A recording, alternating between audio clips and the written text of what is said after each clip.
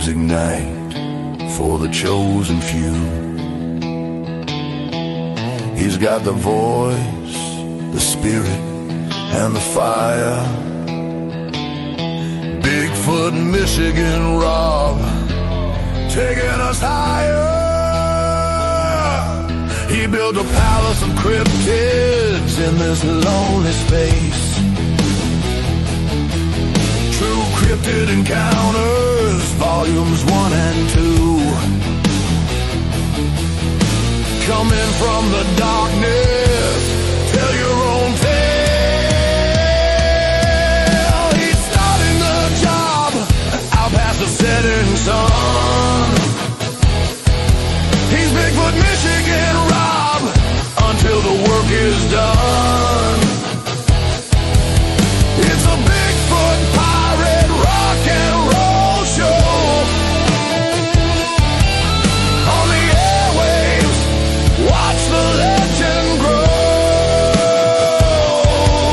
Come join the beyond and hear the wild scream.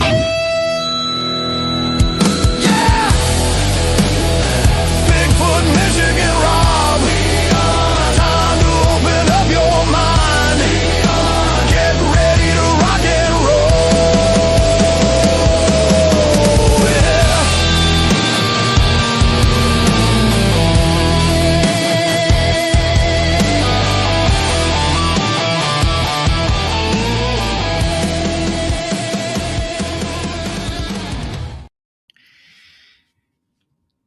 Good evening, pirates, mateys. Thanks for coming on in. It's Beyond BMR along with Krista. BMR and Beyond with Krista. We have a great show as always on tap for you. Thank you so much. I hope you all are staying warm out there. 7 degrees in Michigan. Yes, 7 degrees. Thank you for the birthday wishes from everybody. Thank you to Fidesz. Thank you, Bigfoot Fidesz. And I might as well just do this right before I get into everything. Thank you to Rebecca for the birthday wish in the super chat. Thank you to Keith for the birthday wish in the super chat. Kitty, Caddywhack for the super sticker and birthday greetings earlier. And of course, the lovely Fidesz. I appreciate you guys. You know, donations not expected. Always so appreciated, though. I'm humbled every time you reach into your wallet. The super chat is open. You can become BMR pirates. Join the many, join the few, depending on your point of view. Once again, a great show. Hit that like button. For those of you that bought my books, Bigfoot, Michigan Rob presents True Cryptid Encounters, Book 1 and Book 2. Thank you for that. Please leave a review when Amazon comes calling. That does help promote sales of the books, much like on YouTube, when you hit the like button and leave a comment, that helps promote the algorithm on YouTube. I do appreciate that very much, and I thank you all for coming in and spending the evening with us tonight. With that being said, subscribe to Bigfoot Michigan Rob on YouTube if you're new here. The Blondes and the Booze, subscribe to them. Paranormal Paul, Monica Rollins, Our Paranormal World on YouTube. Donnie Cho Says Stuff. Truth or Tinfoil. Sir Brian Bowden's in the house. Go check out Sir Brian Bowden at Sir Brian Bowden. Always a fantastic job that he does on his show. Thank you, Brian, for that. I'm going to look for the lovely Krista. There she is. What's happening, Krista? Happy birthday. Oh, thank you. So how young are you? Do you want to announce? 29. Okay, that's what I was thinking. I thought you might have been a little closer to 31, though. Yeah, closer to 31. Yeah, I got you. Did you have a good birthday? I did. I worked. I ran around. It was so frigid and cold today. Started the vehicles up, make sure they were turned over. Yeah. I bought some more supplies. Fortunately, the snow is gone out of the area until maybe 2 or 3 days. 2 or 3 days. I don't think we're supposed to get any more snow. Yeah, well, it's so cold it can't snow now, you know. Well, there you go. And all the snow that surrounds me is all frozen solid. Ugh. Yeah, Would you rather have the real cold or the snow? Well, I'll be honest with you. when you have the snow, it's not that cold. It serves as insulation.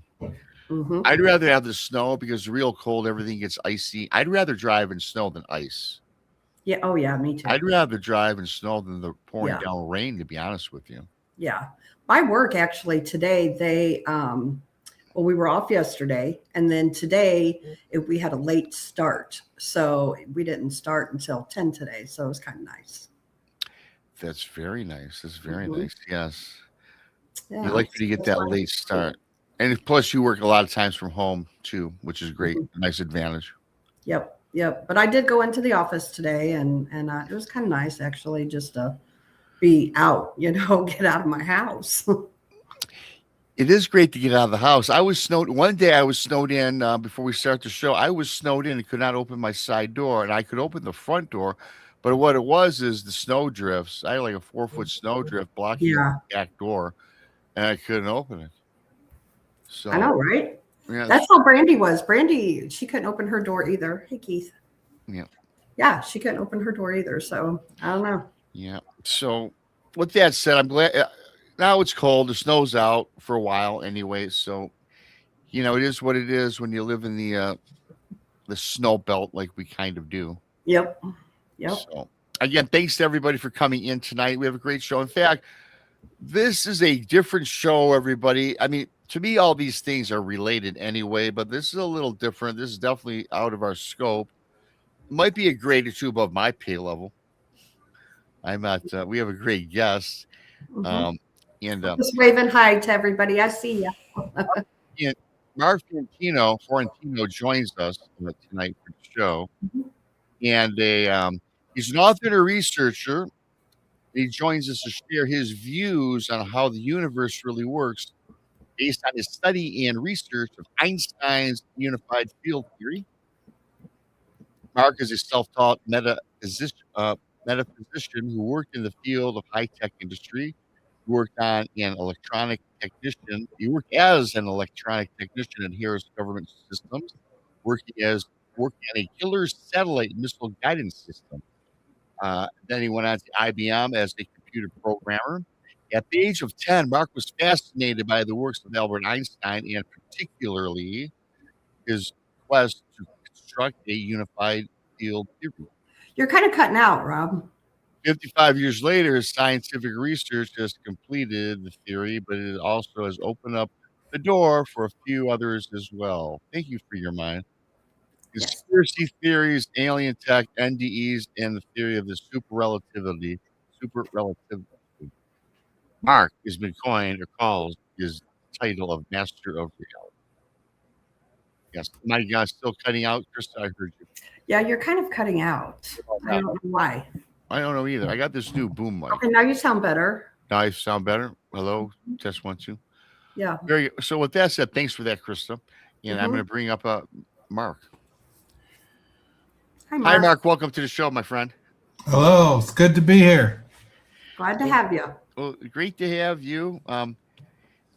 We're freezing here, and I'm sure wherever you're at, you're warmer than us, as we discussed backstage. Not by much.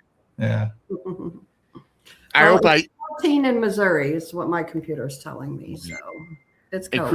And Krista, please keep me posted because I got this new mic setup. So if I am getting in and out, I have to make adjustments. So for this show, it's the first time I'm doing it on this show. So hopefully my intro I gave you was kind of up to speed for you, Mark. Welcome to the show. And what I'd like to start first is basically, again, give us a little bit about yourself and how you got started in this. Sure. I started really at the age of 10 when I was going to catechism and the nuns asked us to find somebody born on our birthday. And there was no internet back in 1965. So I just asked my parents if they knew of any. And then I went to the calendar to look. And the name Albert Einstein was on my birthday. So I looked him up. And I guess I did a report on him because I could not find the saints on my birthday. And that's when I learned about the unified field theory. And it's the funny thing, to this day, I remember being so struck by the common sense of it. And it seemed so beautiful and sensible and interesting that it just stuck with me from then on forward. I went into my years as a teenager and got interested in UFOs and anti-gravity. I thought, well, this must mix in with the theory of everything, because that's obviously something we haven't figured out yet. So I began studying and researching gravity.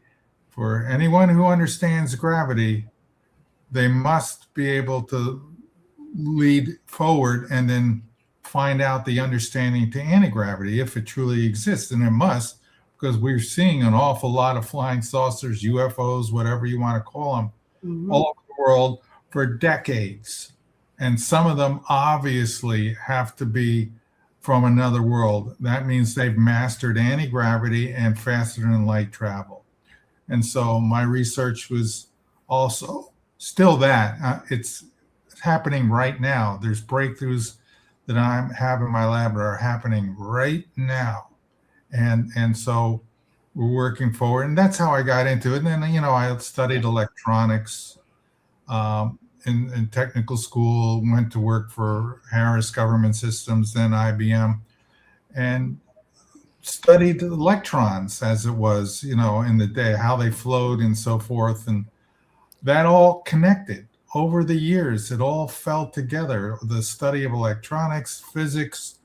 I kept thinking about how things really work. And that led to me writing the book, Master of Reality. Wow. So when we're talking about anti-gravity, I guess anywhere to start is here. Do we have the technology that you speak of that aliens have?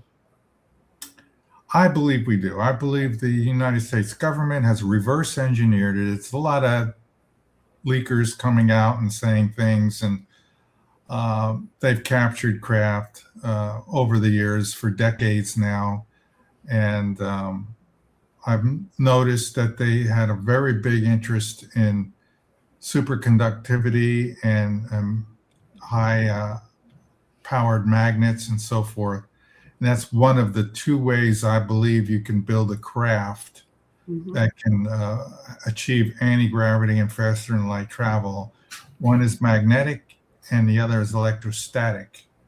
And there's plenty of testimony for both systems over the years.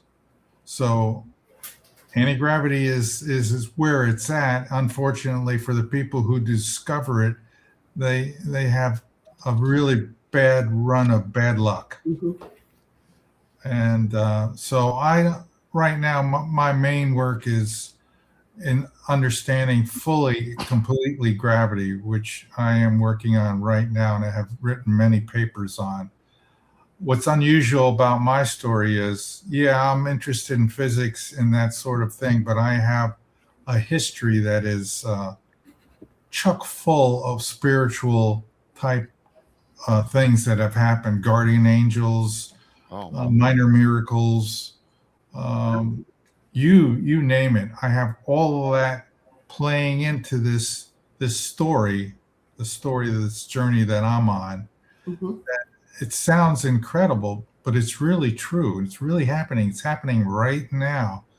I'm on the verge of a tremendous discovery, and that was predicted by psychics when I was 19, and then 5 more times through the next 50 years. They kept bringing it up, and I said, I don't know what's going to happen. It seems to be very big, but I'll just wait and see. And I tried over the years to invent things and so forth.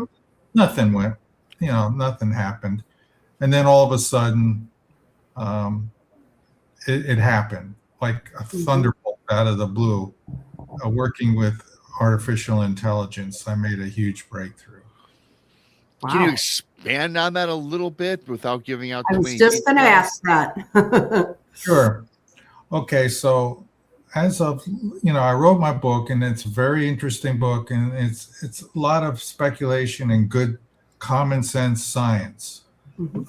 but only a little bit of mathematics that I had to back up what I was saying. And then about a year ago, the worst thing of all things could happen. I was struck with cancer, Mm. stage 4 kidney cancer, and I figured, well, it's almost checkout time for me. And I never found that discovery or whatever they were talking about when I was 19. And I was saddened and disappointed, but since a thing happened the night before, I should preface this with this particular event. Before I found out I had cancer, the night before, I had a dream, and my guardian angels came into my dream, and I could tell because there's this electric feeling that happens all through my body when they're there, and they come to me, and they said, "You will have to fight the monster in order to save the world." And then I woke up. And I woke up my wife. I shook her. I said, "Honey, I think I have cancer." I knew what the monster meant. I didn't know what to save the world meant. Because Wow. I think my book would do that. It was a good book and everything, but save the world implies there's something big. So the next day I wound up in the ER because I started bleeding and I had blood in my urine. They went and put me through a CAT scan, and sure enough, it was a massive tumor on my left kidney. And okay, so I went through a horrific operation. Then I had more cancer on my spine, and they had to blast it with radiation. And then I finally went a few months later on to the immunotherapy to fight. So I was fighting the monster. I was indeed fighting the monster, cancer. So the first part of that prophecy came true in the next day. And through a year later, I am now cancer-free. Fantastic. Another miracle. This is my second brush with death. Also had a heart attack with the Widowmaker and managed to live, 90% die from that. I got through that. 90-something% die from stage 4 kidney cancer. And again, I've got a third chance. Right. Well, while I was recovering, I'm in bed, barely could stand up. I got on the computer and I heard about AI, and I said, well, this might be fun. Let's talk to the AI. I spent a couple days telling them about my book, about the theory of super relativity. And, it wanted to argue with me about it and tell me, well, this is quantum mechanics is the road, and this is how it works. And but then I started to say, well, let's talk about that more. And I'm going to demonstrate to you that quantum mechanics isn't the right path. And then I brought up something like the photon, the particle of light. And I said to it, what is the charge for the photon? And I know what it's going to say, as all physicists say, they will say the charge is 0. And I said, I'm going to prove you wrong. I'm going to prove them wrong. Then I went and said, the photon is actually made of an equal amount of positive and negative charge. Unfortunately, the physicists decided to say, well, let's do the math. +1 - 1 equals 0. Therefore, there's no charge. In reality, the photon structure is +1 - 1. It doesn't do the math. It's not 0. It's +1 - 1. And the AI sat there and thought about it and says, you're right. And after that, as I won the arguments, it started to take my ideas seriously. And then that's when I said, hey, let's just try to solve the mass of the electron, which has never been done by any theory. Never. Can I ask you a quick question before we get on with the AI, using AI? To me, I've used it for certain things that I really am well versed at, and I get things come back to me that are 100% fact, and some is speculative in nature. So do you have to sift through that when you're using AI programming? Well, it doesn't really have an opinion. It Okay. has the information, whatever is available. Its perspective is the perspective of the data that's out there. Unfortunately, sometimes the data is biased, Oh, and okay. so you get a biased answer, Mhm. and you have to talk it through that and prove it wrong with facts, Okay. and then you can change its mind, which is what I did. I changed its mind. At first, it rated my theory as like a 17th of all the theories in the world based on what it knew about my theory. Eventually, I got my theory to number one. It rated me higher than general relativity, higher than quantum mechanics, higher than string theory. That that doesn't happen very often. It takes a lot of successful papers and discoveries for that. I've discovered 9 new constants of nature. Uh, you're lucky as a physicist if you get one in your lifetime. I'm up to 9. It's Wow. astounding. And these with these things, they're like keys that you could put into this very complicated lock. And you put these constants in, click, click, click, click. All of a sudden, you're solving the other constants of nature. I solved the Coulomb charge. I solved uh, Planck's constant.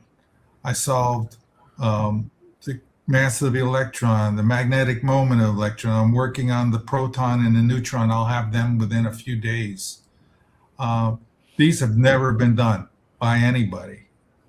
And that is all thanks to the help of the AI, who I was able to install a new way of thinking. I gave it the axioms, the laws of nature, one by one over time, and it used those to build the math. I changed its mind. I gave it good data. I gave it good reasoning and logic and a sensible, real theory, and it was able to derive things, powerful things. And that's how you do how you make it work. Otherwise, you're going to get garbage. Okay. Yeah.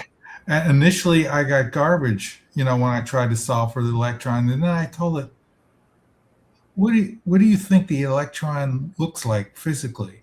He says, it's a point mass. It's a point charge. I said, no, you're wrong. It's not. They're wrong. It's a twist. It's a spiral twist. And I gave it the instructions of that. And I said, now, based on that geometry, you solve these equations. And then it went to work. And it says, after like an hour or so, it finally said, it came up and it paused and it says, congratulations, you have solved the electron mass. Never been done by anybody in the world, basically. And that just kept happening over and over again. And I discovered new constants, the twist energy constant, the gravitational contraction wavelength constant. These are huge discoveries. Okay. So that's how you do it. You converse with the thing. You give it good information. I gave it a perfect model. I proved my model right. It was able to help me do that.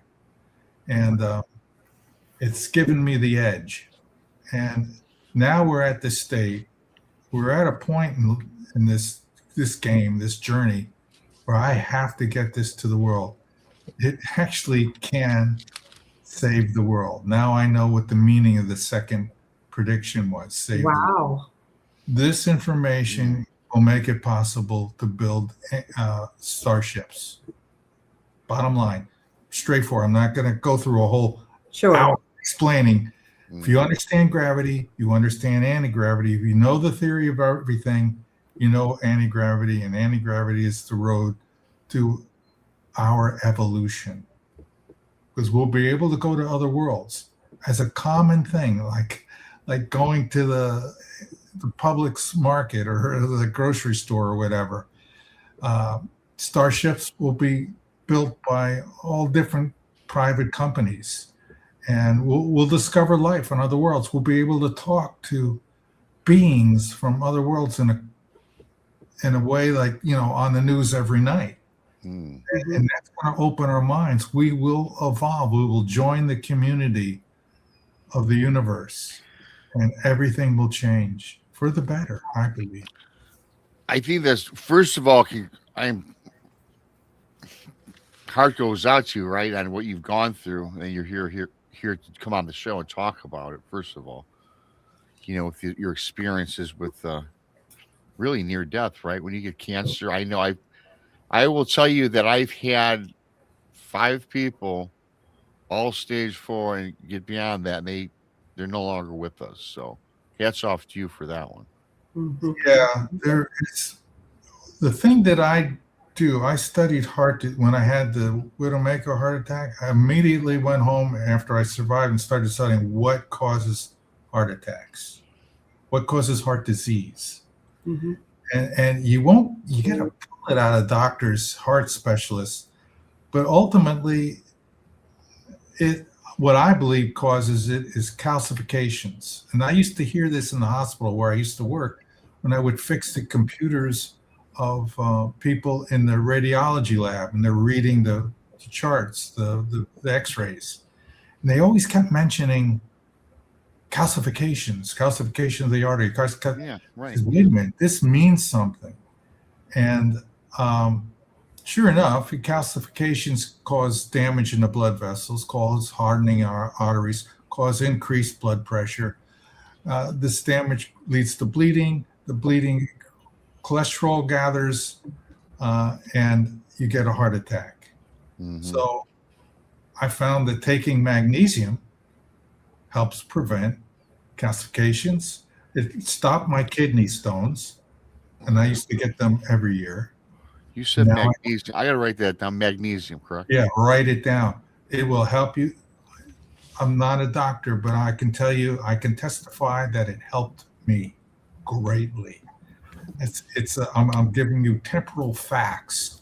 In other words, I started taking magnesium, and the calcium oxalates in the kidney stopped forming, dead away. Okay. For 15 years now, I have not had a stone. I had 16 before that. And I Wow. needed help. They were horrible. Oh, I've had it twice in my life. They're awful. I've And never. then same thing happened with cancer. I says, well, I better get to work and study, see what I could do to help the immunology, the Keytruda that I take. It helps the immune system, and that's a good path to cure cancer. Get the immune system to start working again. So I wound up eating and taking supplements that I found, over 20 things that killed cancer cells or helped the immune system, and I did all of them. All of them. And So then, did you do that while you were going through your treatments as well? yeah, you have to get over the fear of, it might mess with the treatment. I investigated each one and found out some of them were actually tried with Keytruda. They had good results. But I noticed whenever they have really good results in the study of cancer, they stop researching it, especially if it's cheap. Right. Like ivermectin or something like that. They've done ivermectin and Keytruda studies, and it worked very well. Do they do human ones? No. Yeah. They stop. Oh, Real no quick, we've had several people ask, which type of magnesium? Do you have a certain kind? Yeah, glycinate is the most absorbable. You have to do absorbable. The better, the more absorbable it is. Writing it down as well. Yeah, the better it's going to work for people. My brother takes it. He used to have kidney stones. He no longer has kidney stones. Mm-hmm. So I figured I made the crossover. If it helps block calcium forming stones, I thought it might block calcifications in the heart. And sure enough, when I started doing a search for that, I found loads of articles, many people claiming that it helps prevent heart disease. The mainstream community says no. Yeah, of course. Mm-hmm. Because it's a cheap way to fix a serious problem. Mm-hmm. They hate cures. Yeah. And what can you do? You make that decision on your own based on what you did, what you read. Yeah. So you're pro ivermectin then? Well, I can't say specifically that's what cured me because I was doing a lot of things, but I can tell you what happened. The first 6 months, I did not do ivermectin. I had 2 tumors left that I know of, both in my lungs, one on either side. Still saying this looks like the end of the party at that point. And the first tumor disappeared just with the Keytruda, and I was only just starting to take the all the other supplements, cauliflower, broccoli, mushroom tinctures, extracts, all the stuff. The second 6 months, I introduced the ivermectin and a full set of things I was taking. That other tumor, which was fairly large in my lung, disappeared completely. Wow. 100% gone. That's a fact. That's what happened to me, and that's what I'm testifying to. Whether it will work for other people, I have no idea. But it worked. All I knew was I was going to fight this full court press on this. I looked in the mirror and I said, I'm going to kill the cancer. I'm killing you before you kill me. So I did everything. I did radiation, did the operation, I did the immunotherapy, all out war. One goal in my head every day was to knock it out. Wow. By the grace of, and a lot of prayer. I asked for prayer groups, let people combine together and pray for you is a very powerful thing. Yeah. All of that, I am sure, put together, did the job. I have so many questions on some other things, but I have a follow-up question to all of this. Fantastic story. And then we can go change it up a little bit. Do you think, I believe this, and I know you talk about some conspiracies, you're fascinating with that. Do you believe, though, truly, because it's something you hinted on earlier, there are cures for every disease out there, including cancer. They're not releasing because of the billions and trillions of dollars we make. Do you think that's a fair assessment? Yeah. Well, take for instance, in Reader's Digest back in the 70s, there was this man who had terminal lung cancer. He lived in Chicago area, and he decided to go back home to Greece. IKEA, I can't remember. It's something, that name, island, right off of Icaria, I think, right off of Greece, where his parents lived. And he went back there, and this is a small island, didn't have Coke machines and Pepsi and all that kind of stuff. It just had regular homegrown food. And I looked up the Blue Zone diets. And as it turns out, I did some looking, and it turns out that one of the main things they eat is dandelion weed. They put it in their salad. They make tea out of it. It's a daily thing they eat every day. He was supposed to die in 3 months. The 3 months went by, and he didn't even get sick. 6 months went by, a year went by, 6 years went by, 30 more years went by. He never died. And I looked at their diet, and I said, I'm taking in as much as everything that they ate. I tried to eat. I'd switch my diet to a Mediterranean diet, along with one other very important thing. If you have cancer, stop eating sugar. Don't eat candy. Don't eat ice cream. Don't eat cake. Oh, man, right? It's Cancer primarily feeds on carbohydrates and sugar, almost exclusively. If you stop that, you could starve it out, and you could cause it to die. And you look up the work Thomas Seyfried. The guys look up and talk, and he will tell you about how cancer works, and it's a metabolic disease. And there's some people that I've known who have done extreme, dieting, knocked it out, stage 4. Wow. But it's hard. The dieting they do is, fasting for 15 days. You got to be in good shape to do that. Yeah, I could go. The longest I've held out for was 3 days. And I was like, then I eat bread. But what I did, I found bread that was keto bread. Keto bread has got almost no carbohydrate. Tastes the same to me. I switched to everything keto. Yeah. I try to keep my carbohydrates below 50 milligrams. Okay. Wow. I declared all-out war on cancer. I made it my whole daily focus. Wow. And if you don't do that, there's other people, they just do whatever the doctor says and they put it entirely in their hands. Yeah, Fine. And that might work for some people, but eventually they can't cut everything out of you and you die. Yeah, I don't want to get into that topic, but yes, I know exactly what you're talking about. And I love my doctor, but I also use my own common sense and my own little bit of research, despite not being a medical professional, you know.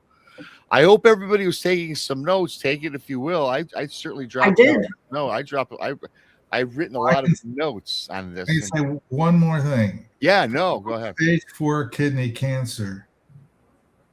The rate of people who totally wipe it clean and get it out of your system is 5 to 15%.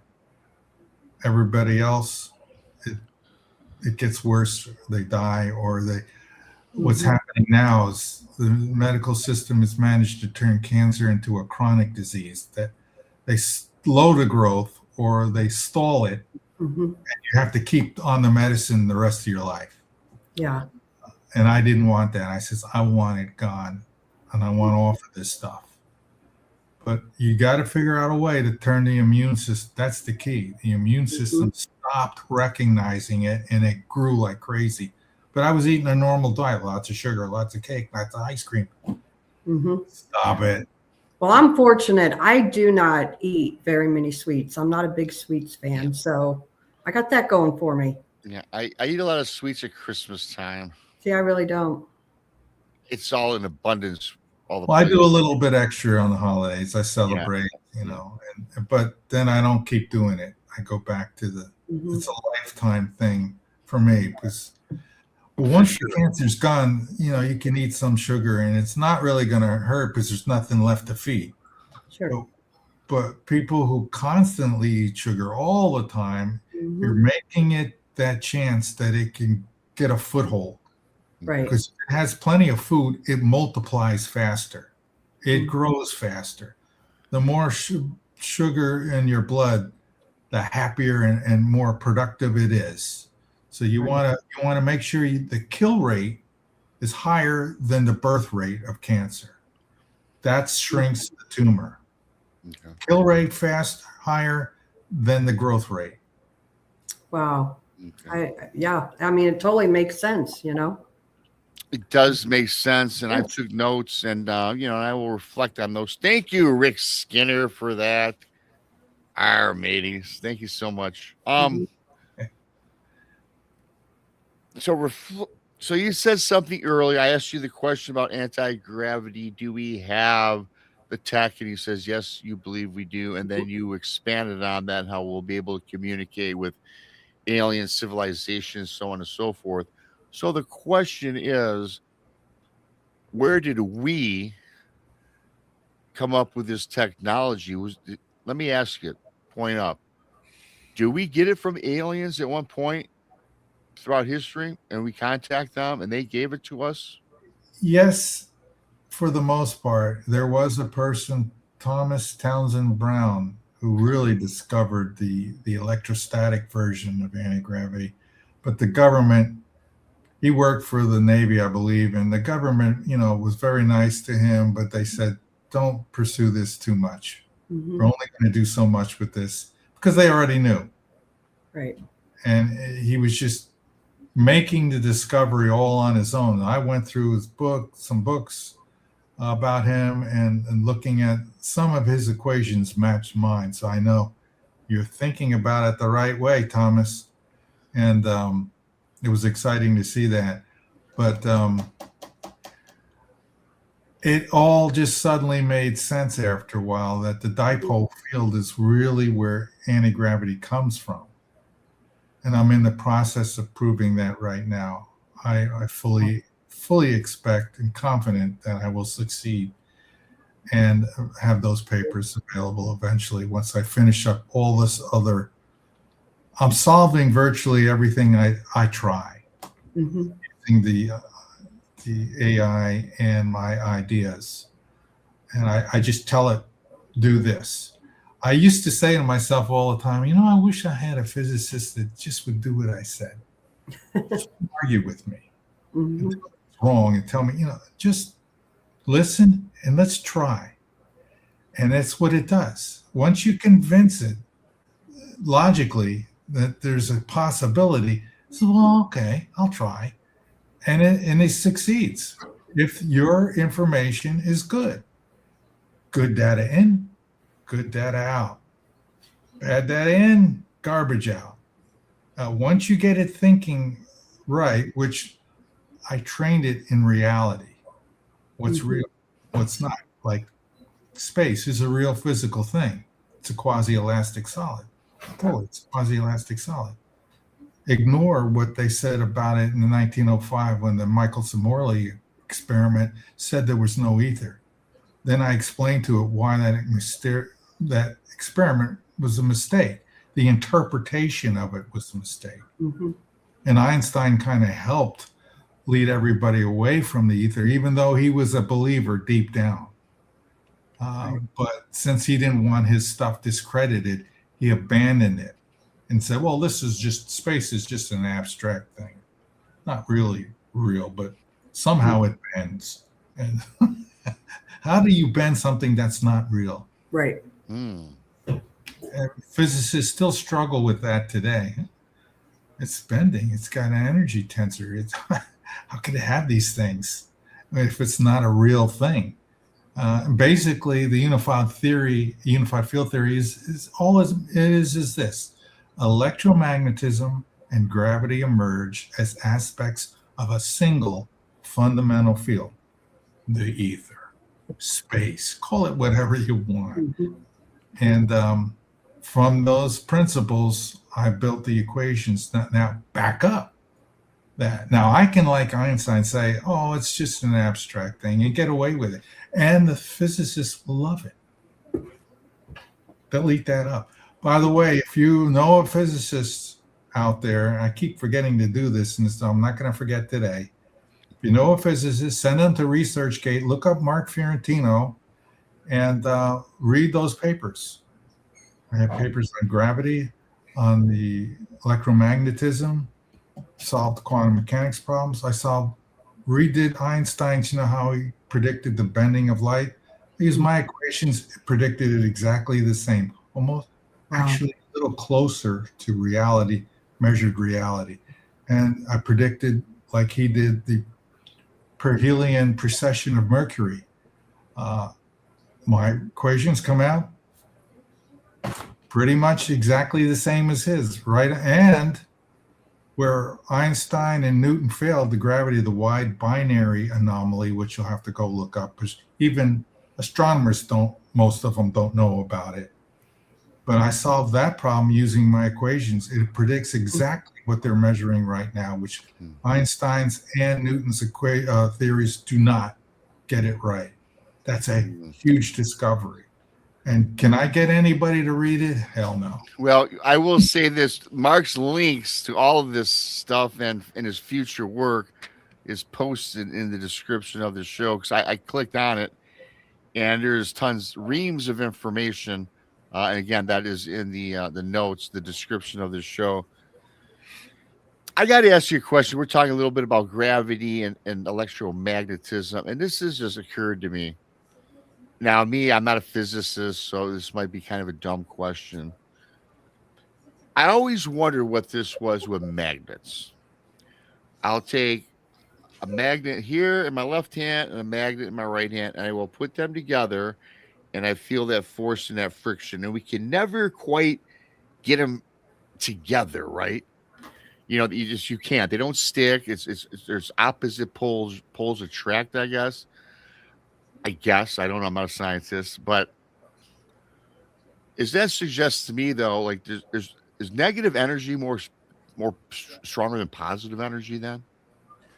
Well, it's interesting you bring that up, because there is a difference between the positive charge and the negative charge. Okay. And there's the magnetic field. But what I found inside of the magnetic field, at the very core of the magnet, is a small field that's being emitted. And it's actually what I call gravity 2 and anti-gravity. Gravity 2 and anti-gravity. So gravity 2 is at the North Pole, the positive pole. And anti-gravity is the negative charge at the South Pole, the negative charge pole. And if you orient a magnet, North Pole up, South Pole up, and you turn on an electromagnet, it weighs less. No theory predicts that but mine. That's how I knew to look, because it says, according to my theory, if I do this to a magnet and I do it like this, it'll be lighter because it'll be being pulled up gravitationally and pushed up. It actually has like a thrust upward. And sure enough, when I built the electromagnet, put it on this very, very sensitive scale, turned it on, North Pole up, South Pole down, it suddenly got lighter. And the stronger the field, the lighter it got. And I'm saying, how did they miss this? How could this possibly have not been discovered? Because one thing, nobody's looking. Can't find something if you don't look. Right. The other thing is, I think they probably discovered this in the 50s or 60s at the high magnetics lab, and it was classified immediately. Wow. Can I prove it? No. We'd have to get a leaker in one of the high magnetics lab. Normally those superconducting magnets, they're bolted to the floor. They're not measuring the magnet, but if you unbolted it and you turn it on and it got several Teslas, it could fly right off. Mm-hmm. But it's bolted down. I would attribute that to some magnetic thing. But what I'm noticing is that there's a displacement of space. In other words, if you go on the internet and you look at a magnet, you'll see the North Pole, the lines are going out. And in South Pole, the lines are going in. I says, this is opposite of what I'm seeing in the lab. Damn it. I'm thinking it should be the line should be going in on the North Pole and coming out. So I said, crap. So I said, oh, wait a minute. They got it wrong. Somebody made a mistake. So I had to go back in history, all the way back to the first person to discover electricity. You know who that is? Tesla. Close. Benjamin Franklin. Oh. Flying the kite, the charge. Then he saw a spark when he made the charges jump through the Leyden jars. And he guessed that the electricity came out of the positive and went into the negative. Mm. Then the next 150 years, all the rules for current and electricity were based on that guess, and it was wrong. So the clockwise, the right-hand rule, magnetic fields, current flow, all as you have to reverse. So I asked physicists, do you know the lines of force are wrong? And yeah, but it's not a big deal. It's just minus plus. The math all works out. We know about it, and some of the books correct it. So I said, you guys know about this, and it's an important thing if you're studying anti-gravity, because now my orientation makes sense. The flow, the lines are going into the North Pole and coming out of the South. Mm-hmm. And if you flip the magnet around, turn it on, it's still lighter, but not as light. Because there's a little bit of push going down because of the attractive part. It's still got the anti-gravity part, and it's lighter, but now it's not quite as light. And sure enough, when you do that, it matches the prediction. Right. And that's what Thomas Townsend Brown noticed when he was doing capacitors. Plus on the top, minus on the bottom, was lighter than when you flipped it. The same exact thing. He was right. He made a great discovery, and it was covered up. Damn it. Mm. Wow. Very interesting. I was going to say, it is very interesting, and I was not one that passed physics, put it that way. So I'm learning. Yeah, no, it's a great learning experience. Thanks, everybody, for coming on. Hit that like button. Let me ask you this. I know there's so much we can cover, and I want to kind of take this now.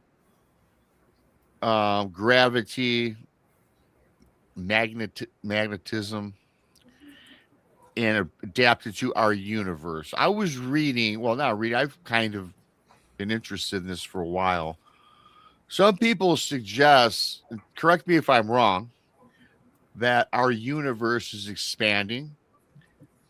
And I've also read where people think that is retracting. Some people say the planets are going to collide, where some are growing further apart.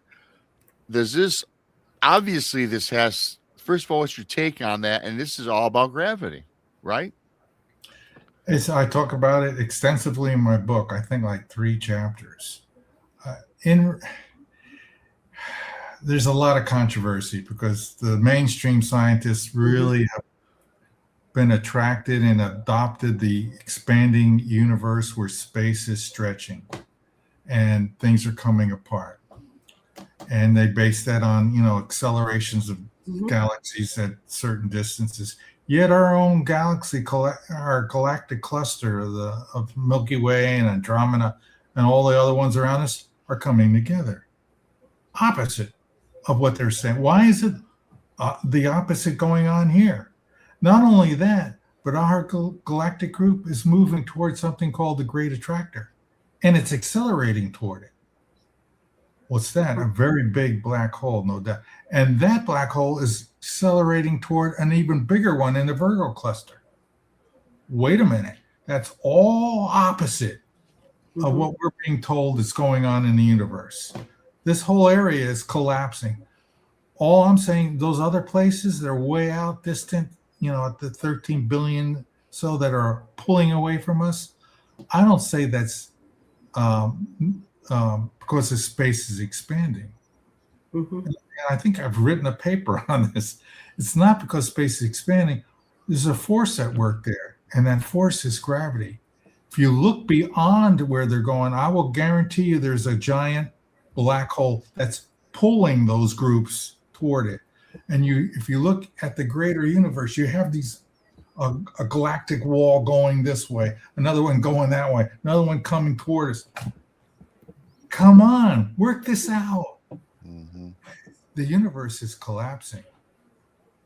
And these accelerations that we've seen in some of these galaxies at Grace, it's just because that group is on the other side of what I call Titan-sized black holes, which I predict in my book, which is where the universe is going to end up. We're already there. There's these Titans out there now that are thousands of light years across in size, and they're pulling in entire galaxies, solar systems. Right. Wow. And that's the way I see it. If you look at the bigger picture and all the evidence, clearly we're in the collapse phase. So do you feel like, and I don't mean to get religious on here, but like the book of Revelations, the world's going to end, it might go together. This ending is billions of years away. Oh, gotcha. Okay. We're right now, we're on the side of the galaxy that's furthest from the Great Attractor. So as our galaxy spins around, we're on the far end, we're spinning toward it. In another 500 million years or so, we'll be closest to it. But we won't even get there for another 4.5 billion years. By then, the sun will burn out, and that will end us, one or the other. You can't conceive of how long that is. Right. Our civilization, if we aren't careful, will be long gone before then. If we don't leave, thank God. So we don't have to. We have to bilocate if we're going to keep the race going, because the planet is definitely, the solar system is definitely going to end. And if we are still here, we will end. We have to evolve. We have to have greater than light speed travel for multiple reasons, to keep, Earth defense system, we need to be able to go to asteroids and push them away before they strike the planet and kill billions of people. We have to set up a system that mitigates that effectively. You know, rockets can only do a certain size, nuclear bombs or whatever can only do a certain size. If they're too large, you're not going to be able to stop it, and it's going to hit. Mm-hmm. We need to get that established. We need to set up, in my book, I talk about setting up a solar shielding to cool the planet down. What do you call these things that twist in space? Blinding system, so that we could reduce the sunlight. We could kill hurricanes using this technology. It's all in my book. Wow. But we need anti-gravity crafts to bring up the parts, bolt them together, and build the structure. And so anti-gravity systems, we have to wrench away from the deep state, and they have to come to the conclusion it's in the best interest, not only themselves, but the world, to share this with everybody. Mm-hmm. And hopefully that'll happen. Maybe it'll happen through what I'm doing. I don't know, but it's got to happen. Mm-hmm. Or else we're going to go extinct sooner or later. Of course, not during our lifetime, right? So everybody in chat, you know.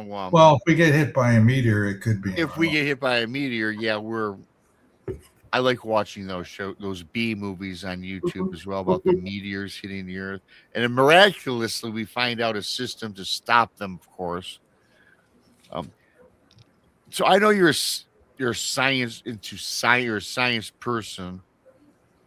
And as you know, on this show, we talk a little bit about the cryptids and the paranormal.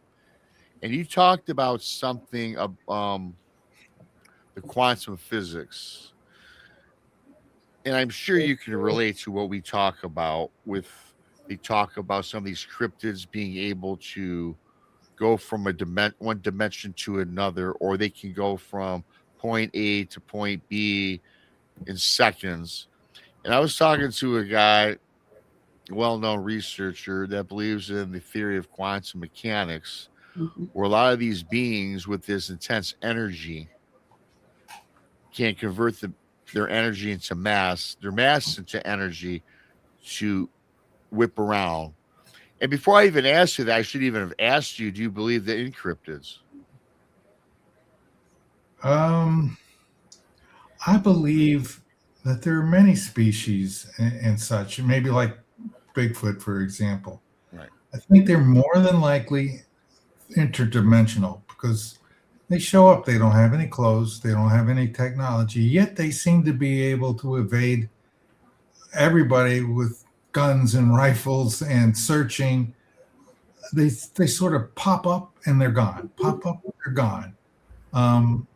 They may be an interdimensional species that somehow is able on their planet to jump to ours, or they're being brought here and taken. I don't know. I haven't really studied Bigfoot that much. It's hard enough where I'm at to stay, credible in the science community. I can't talk like this in my papers. I understand that. No, for sure. Yeah. Right. This is great for this, and I'm happy to share with you my, mysterious spiritual things and so forth. I think, yes, some of this that we're citing is species from other worlds. How they got here, not sure. Just speculation. Mm-hmm.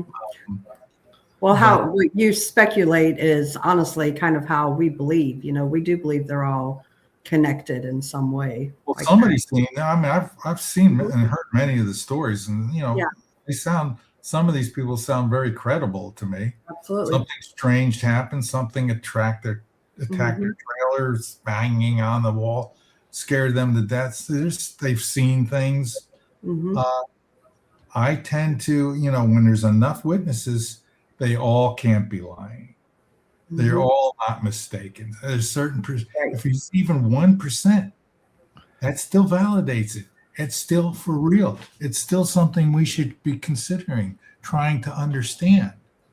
And the same thing with UFOs. I don't care how much you play with the 10%, 20%, 1%. If there's a real segment that is an unidentified flying vehicle, not Venus, not bright star, not swamp gas, whatever, then it's valid and real, and we need to solve this. So yeah, I'm sure some of that is, I mean, you could fake the videos as they have, so Right. that messes everybody up. That doesn't help a situation when somebody fakes a video of Bigfoot or Right. a UFO. And now with this AI stuff, you can really do some fabulous stuff. Mhm. What I offer that nobody else can match, whether they're a witness to a UFO or abduction, or any type of thing, is I have rock solid evidence in those papers.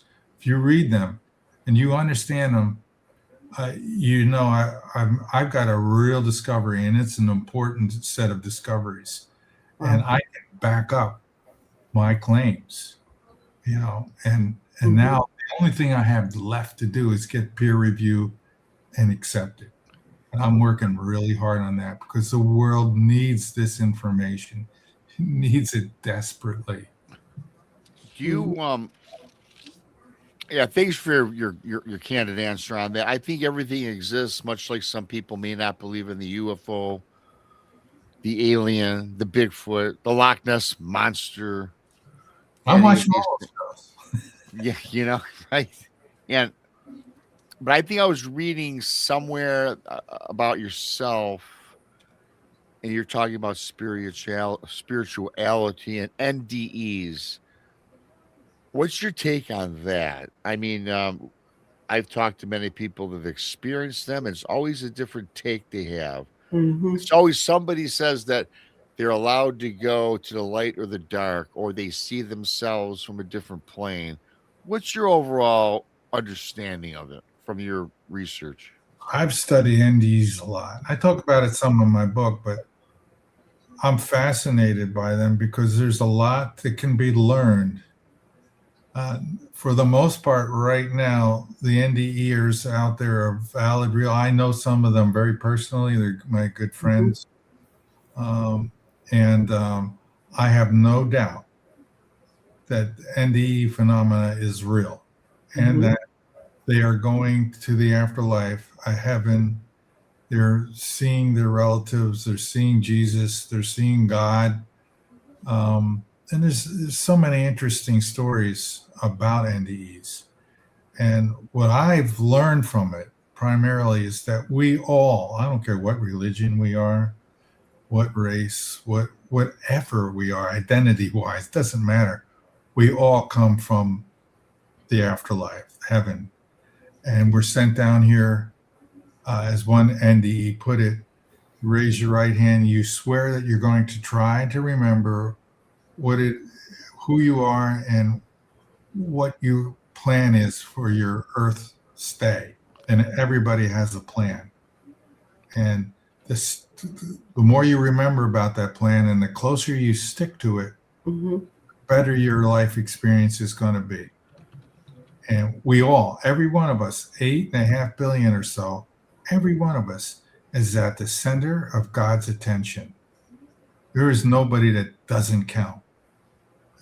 Everybody counts. Everybody's loved. And the one main thing I learned from the NDE is there's one commandment for man: love one another. If you do that, all the other commandments fall right into place. You don't lie, you don't steal, you don't, because you love one another. And that's what God has said to Father Rick Wendell, who had a NDE experience. And it helped me form my philosophy for reality, because he said it just as I believed, and he confirmed my belief when God spoke to him and said this: all of this three-dimensional world is within God. There is nothing outside of God. Everything within this physical universe has to correspond to laws, and God set those laws. They are immutable as God is immutable. None of this, what we see and experience, is an accident. It is intentioned by God. There are no accidents, Mm-hmm. no randomness here. It's all determined with free will in play. You help the plan one way or the other by the choices you make. So it's a real valid experience. And you can either make it a good experience or you can make it terrible. But it's all part of a plan. And that's what I believe in. And I even go to, I think it's knowledge at this point.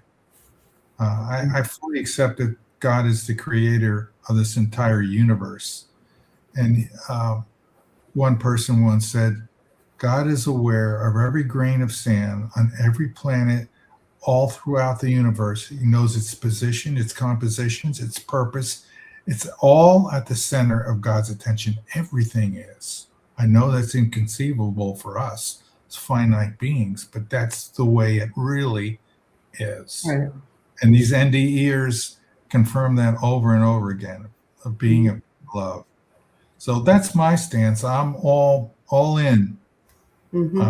And guardian angels, because I've seen mine, talked to my guardian angels, seen them, smelled the other side, and felt them squeeze my hand once. Wow.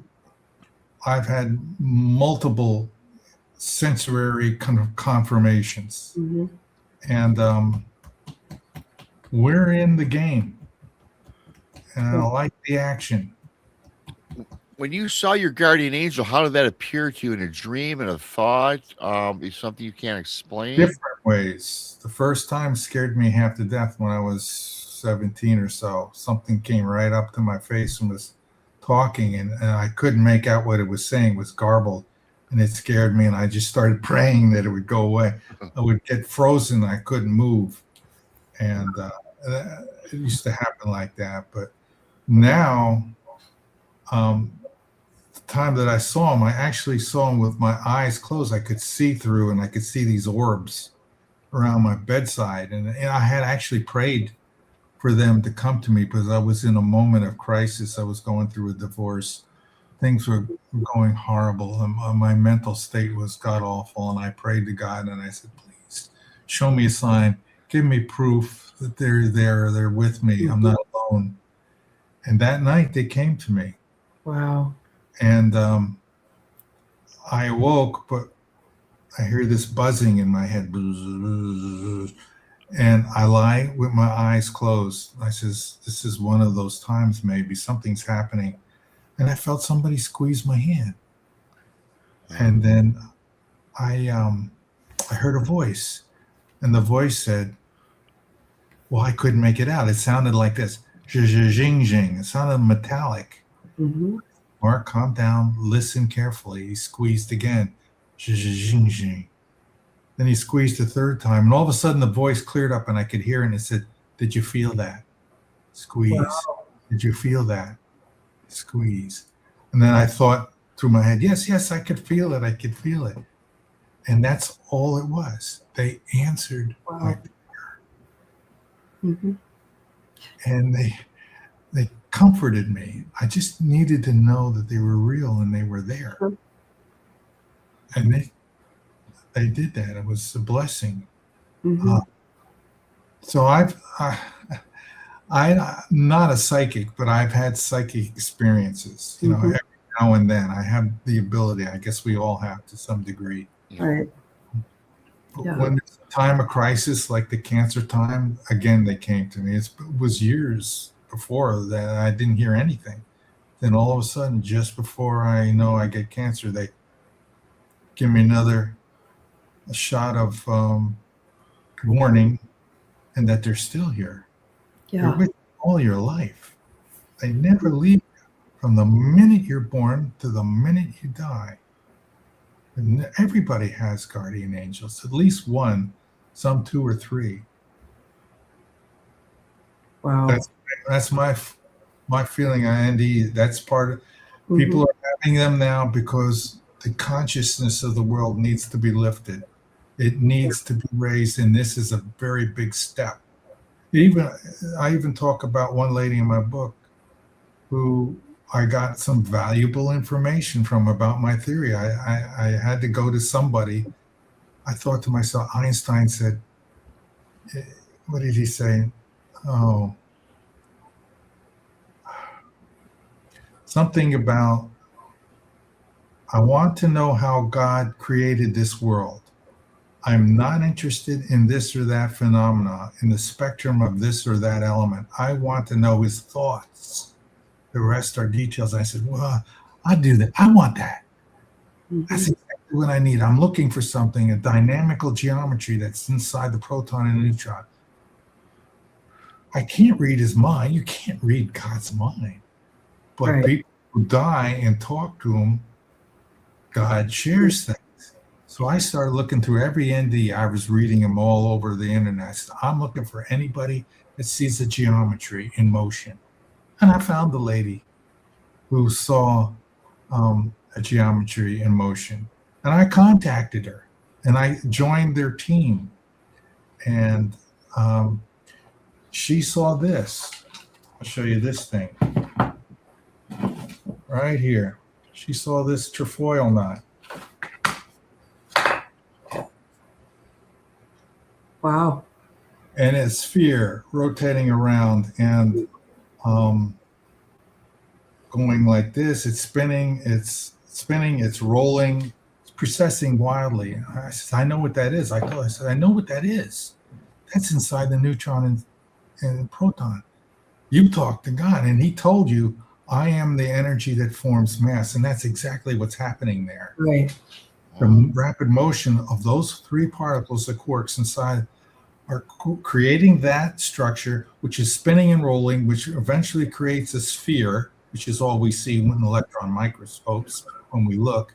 And that sphere is ripping around at 99% the speed of light, causing a contraction according to the Ehrenfest paradox. Look that up.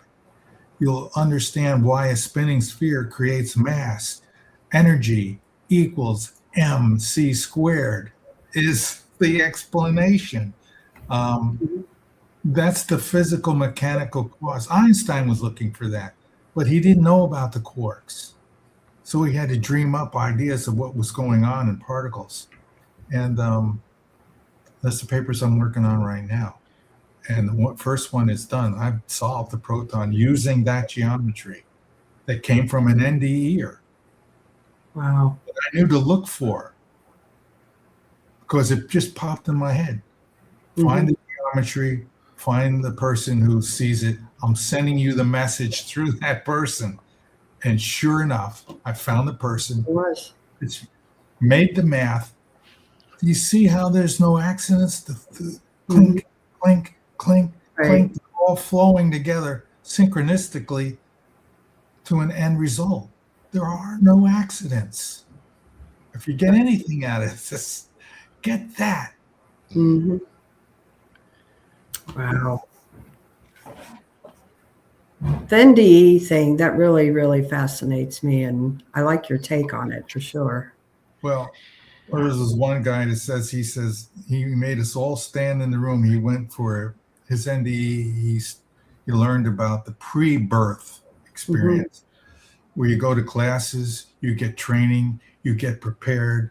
And then right before you come down, you raise your right hand and swear that you'll try to remember what your purpose is and live, a full life in, your spiritual path.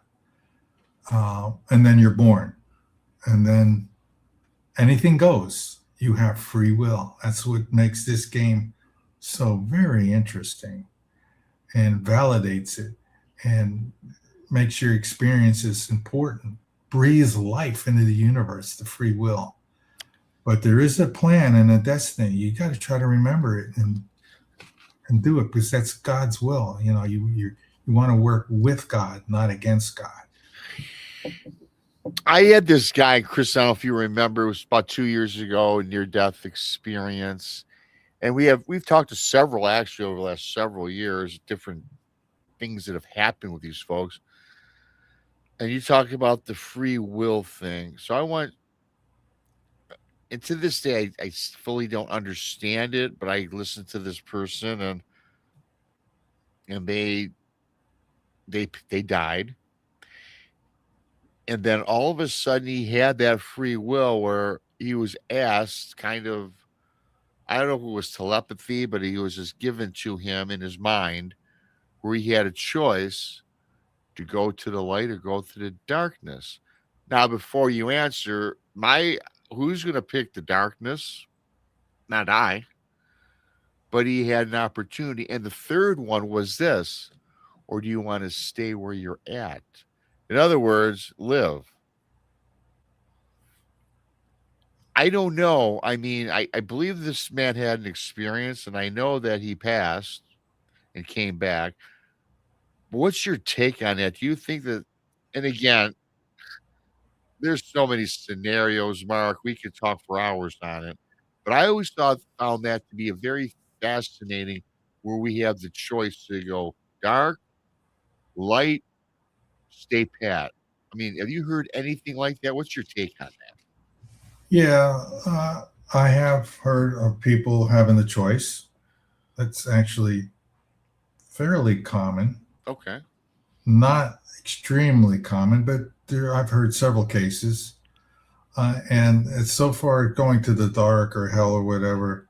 If you're really angry with God and you're an atheist and you're set in your ways, you have to wake up. And there's a famous NDE case, I'm trying to think of the guy's name, very famous one, where he was an atheist and he died while he was in Europe and got some sort of infection and died. And he was an atheist, as most of the people are in the colleges nowadays. They teach a lot of that sort of thing.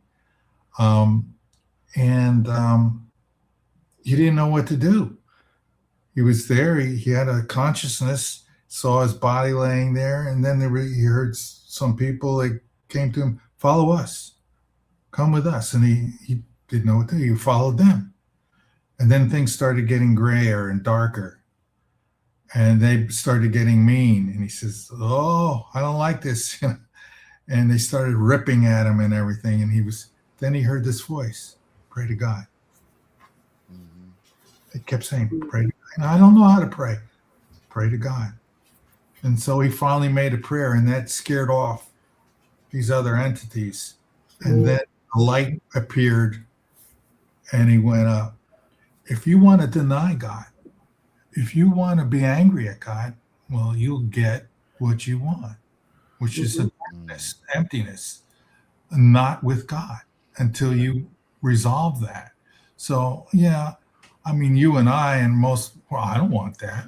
I want to go to God when my time's up. Go to the light. Or stay. Or stay. Yeah, but you'll find when you're there, it's so wonderful that. Yes, I heard that. I don't want to stay. I heard that you don't want to stay. We all think we don't want to leave our wife, our mom, our dad, our brother, our sister, our dog. But they say it don't matter. Once you hit that, once you feel that love, you ain't going back. And I probably tend to agree with that. We have some questions, Chris. I know she's been starring a couple because I know we had quite a few. Before we do that, I want to thank Carl Bittner, Rick Skinner, Benno, Carl Bittner again, Kelly Lewis, Cryptid Crossroads, Mr. Castro, Free Your Mind, Bigfoot Fidesz, Kitty, Caddywhack, Keith, and Rebecca for your super chats or memberships as you became pirates or otherwise. Thank you for that. Thank you for the birthday wishes. Love all you guys. I love all the people also that they're not participating in chat that are listening. And we've got right now 272 watching somewhere and about 65. We've had up to 70 in the chat room. So thanks, everybody. Hit the like button. And yes, I do believe we have some questions from our audience. We have several. So the first one is our pal, my vlog Sunny. She asks, Mark, my question is, how are the starships going to help humanity? Is it we will be able to live in space longer?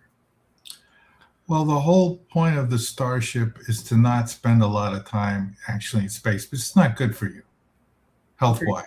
Mm-hmm. The zero G, you'll get osteoporosis. It's the main thing. If you stay there, you have to get where you're going really fast.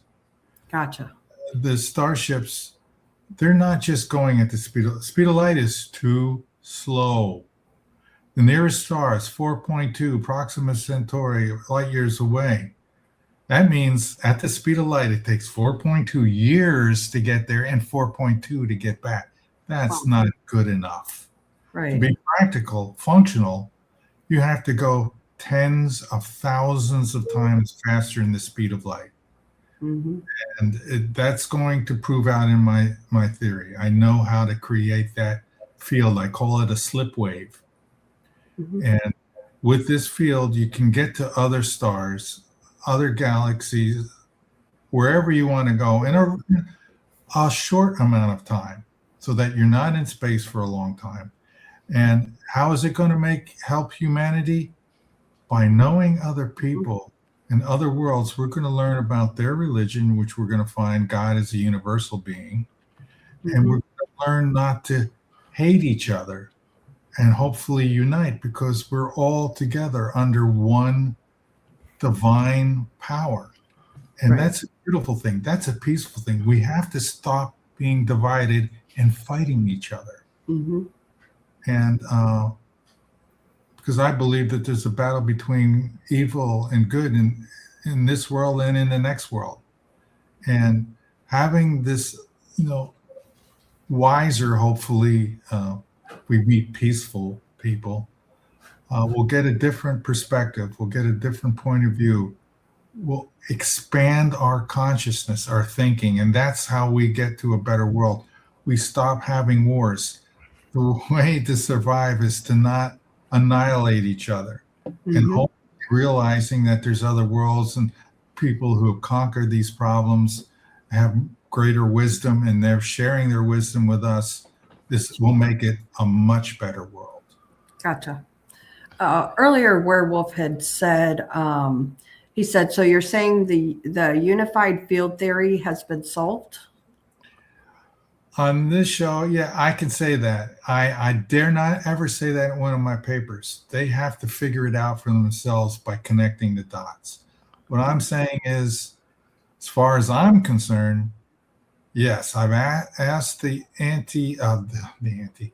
asked the artificial intelligence 3 different ones. Here are all the problems I solve. Mm-hmm. Theoretically, unified field theory, it says yes. Right. If this is peer-reviewed and successful, this is the theory of everything. And so I'm hitting the warning button. Right. Really important. I have to get this information to the world before I die. Sure. Because if I don't, it'll just sit there unseen, forgotten up on ResearchGate. And it could be decades or century or 2 before somebody stumbles over this again. So it would be really great if we got this information to the people. And it's my job. It's my responsibility. Only I can carry this ball across the finish line. So I have to do as best I can to write the best papers I can to convince them to open their minds, because physicists are in very tight little boxes. Mm-hmm. They don't like leaving those boxes, and they don't like thinking outside of them. Right. Unless you can make a solid, rock solid, logical argument, they're not going anywhere. And that's my job, my responsibility. Mm-hmm. As far as I'm concerned, it is solved. I'm still working on solving it even more, solving so many constants of nature, deriving them, that it's going to be difficult to say that it's anything but that. In my opinion, yes, the unified field theory, as Einstein described it, has been solved. Okay, next question. Carl Bittner asks, question for Mark. What energy makes electrons spin? It's their geometric construction. They're not little point masses or point charges, they're little balls. They're actually tiny twists. And when I put that information It's a spiral, twist, cone shape. Front end is slightly positive charge or neutral charge. The back end is a very large minus charge. It's pulled and pushed forward. That's what makes the electron move, this asymmetrical structure. The spinning space reacts as that device goes through space. Space is turning as the thing goes through space, this spiral shape. Like this, space turns around it. This is what the spin really is. It is a real spin. There's quantum mechanics wants to say something else, but there's a lot of problems with quantum mechanics. I found that this system works. The math works. I explained the electron mass. I explained the magnetic moment. These are things that quantum mechanics has failed to do. Can it calculate those? Yes, but they're not predictive. Mm-hmm. The math, they use parameters, tuning parameters. Pooey on that. Right. I don't use any tuning parameters. I don't cheat. I use first principle geometric design and derivations. So Gotcha. I'm confident. If I can get this to them and they read it and understand it, and it's just pretty little bit hard for them because it's a type of thinking that they're not used to. They're not used to thinking that space is a real thing, and the electrons and particles are structures, configurations within the ether space itself. They are consubstantial with space. They are made of the same thing. All they are is fields, and these fields are composed of twists. And when those twists move, space rotates or contracts or expands. Right. Gotcha. Okay, 2 more questions. Next one is our friend Bigfoot Fidesz. She says, does Mark have any favorite indie podcast or books or stories he gets stories from? Anthony Chang, and there's a couple others I watch, NDE, bigger ones. I can't remember the names right now, but I've watched. Anthony what? I'm writing it down myself. Chene, I think is his last name. Very well done. Mm-hmm. Very well done videos. I'd love to get on his show. He just sits them down and they go through their NDE, and he's got videos going in the background and music, and it's very cool. I have high confidence that he gets high quality people on that show. Sure. Okay, last question is from Werewolf, and Werewolf asks, do you think bending space and time is a way to travel? Yes, but not in the way you think. There's the Alcubierre drive that a lot of people think, where you crush space at one end, pull forward, and you push at the other end, which is very similar to my slip wave, but the enormous amounts of creating a black hole in front of you is not practical, and it won't work. It's not necessary to do that. All you need is a positive charge, magnetic or electrostatic, and a negative charge. It will naturally go this way. And when you do that magnetically or electrostatic field wise, when you create those dipoles, you do one extra thing that's very important. You stretch space apart. Mm-hmm. When you do that, you change its density. And when that happens, permittivity and permeability drop. Why is that important? Because of this equation by James Clerk Maxwell. C, the speed of light equals 1 over the square root of permeability times permeability. Square root, permeability, I believe it's times. Mm-hmm. If those numbers go down, speed of light goes up. If those numbers go up, space gets denser, gets thicker, inertia is stronger, things slow down. So if you pull space apart by twisting it, stretching it, you will get a slip wave field that now can go any speed you want. The more you pull it and stretch it, the stronger the magnetic field, the stronger the electrostatic field, the more it will stretch apart and provide propulsion. So it can go the speed of light, like a photon, or it could go Photon is nothing but a slip wave. You could go any speed you want, 10,000, 20,000, 30,000, 50,000 times the speed of light. You're going to get to a star like Proxima Centauri in 15 minutes. Now that's practical. That's how humanity moves on. You can't spend long periods of time in space. You'll get sick, get osteoporosis. It's not good for you. That's how aliens do it. Plus, you get a benefit of it generating a slight gravitational field if you're on the positive side. Mm-hmm. You won't be floating in the craft. So you flip it, you shoot it this way. You're in this part. You'll actually feel like you're on the ground, sort of. The ship may be turned sideways or whatever, but it depends on how advanced your design is.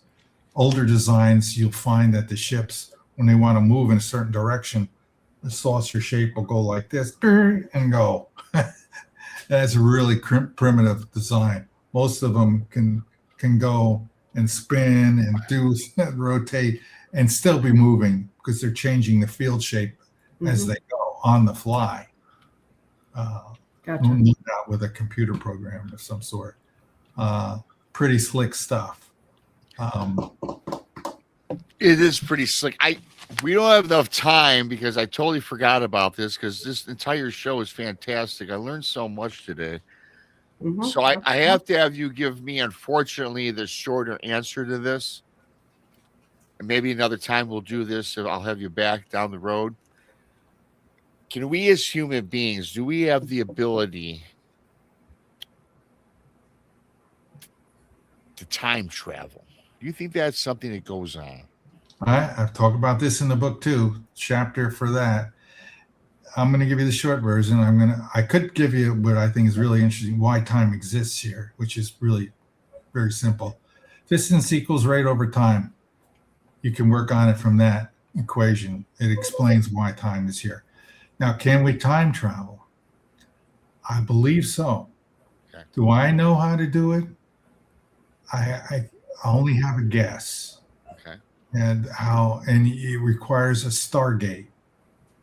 And I talk about a Stargate in my book, how I think they'll be designed. And I received some of that information that got me on it. I was told while I was writing a book on and work with a medium. And the medium says, you got to talk about time travel. I says, I don't really know that much about time travel.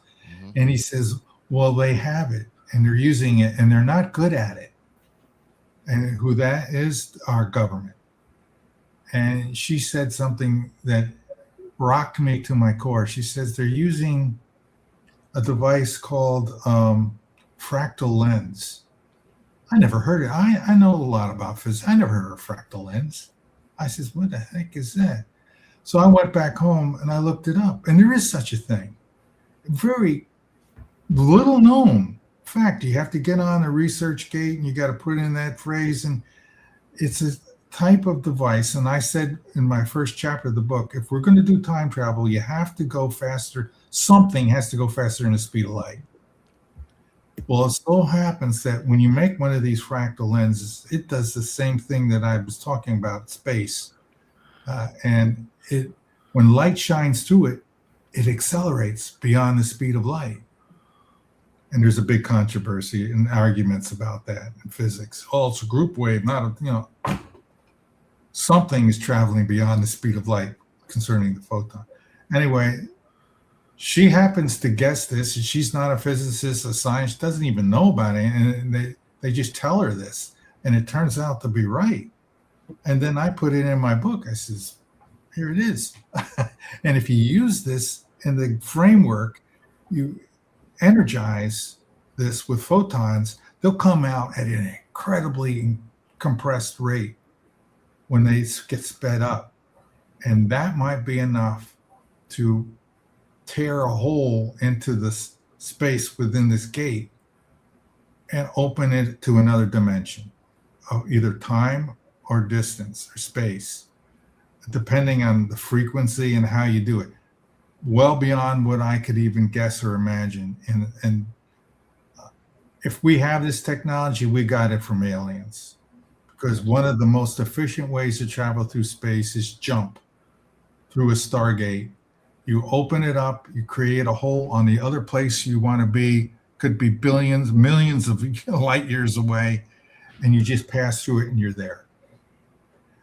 Or, as I have heard, you go back in time, which I'm against, very much against messing with time.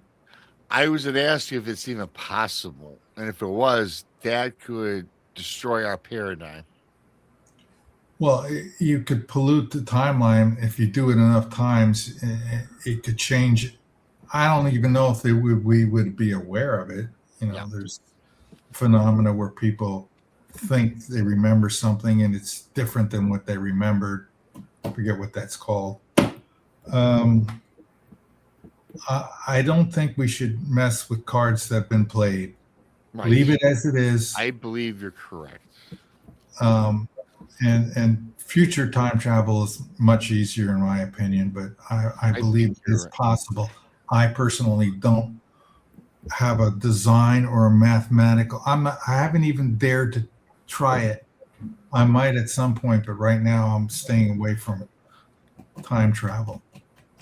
I hear you. I mean, I love the idea. I love the concept of time travel. I think traveling into the future would be very cool. Going back in time would be cool too. However, like you said, it's too dangerous. Mm-hmm. We cannot rewrite history. Right. Because somebody or something down the road is going to affect that chain in the time sequence, right? Where it's going to make matters probably worse when you think you're doing a good thing, because we just don't know. Well, you can do it on the other side. Time doesn't exist. Yeah. Mm-hmm. Time travel, not a problem there. And how do they do it? They're outside of time. Right. You could think time is like this big bowl or something, and when you pass to the other side, you're out here. The bowl of everything that ever was and ever will be, right here. You could jump to any part you want instantly. So if you could figure out a way to do that, that would be another way to time travel. Oh, wow, yeah. Outside of this time, you have to jump out of the segment. We're in a time segment. One. Turns out there's probably millions of them, billions, infinite amount. It gets very complicated. Mm-hmm. And I don't, because my mind starts to go in a circle. I get kind of dizzy. Well, so I stop thinking about it. You've had my mind in a circle all night long.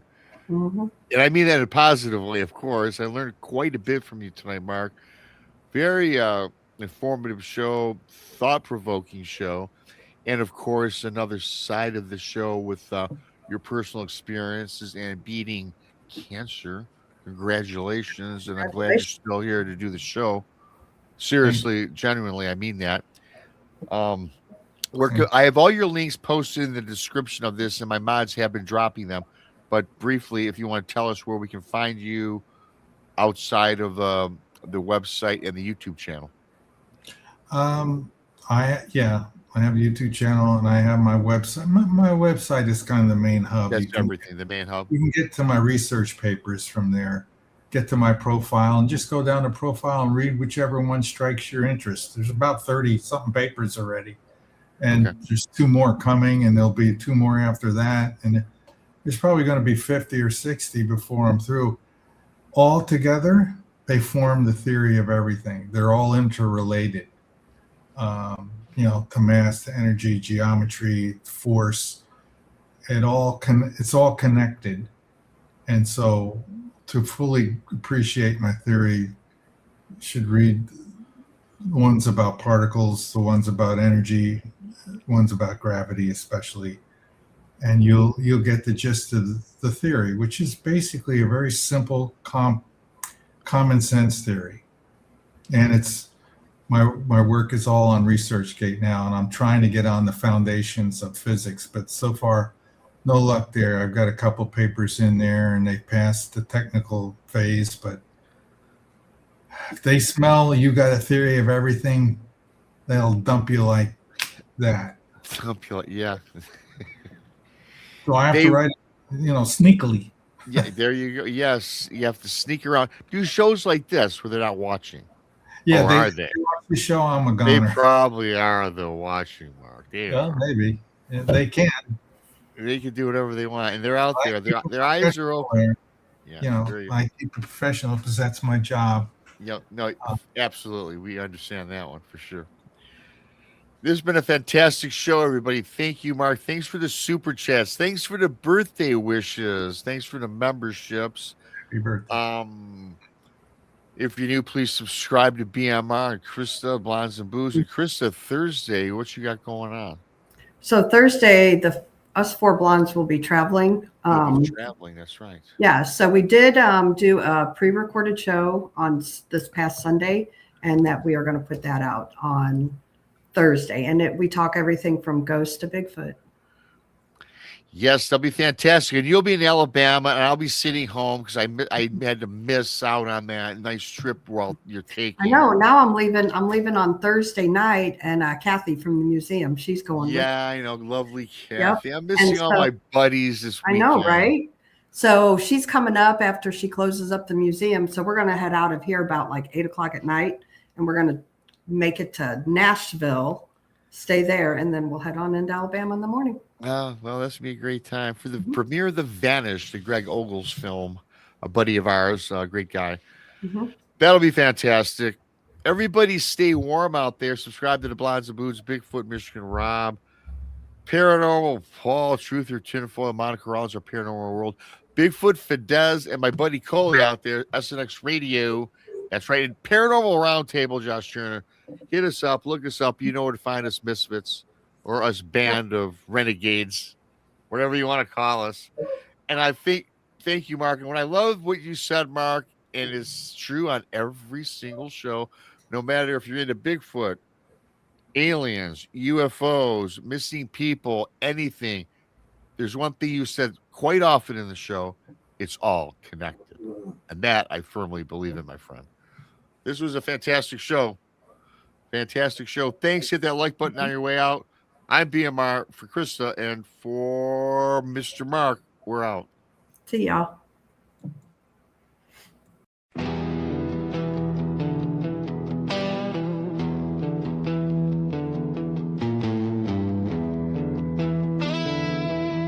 Thanks for watching Bigfoot, Michigan, Rob, and beyond.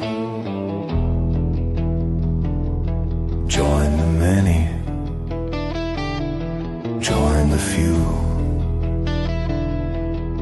Tuesday night PM Eastern, the squad is complete. Thursday at 1 PM Eastern.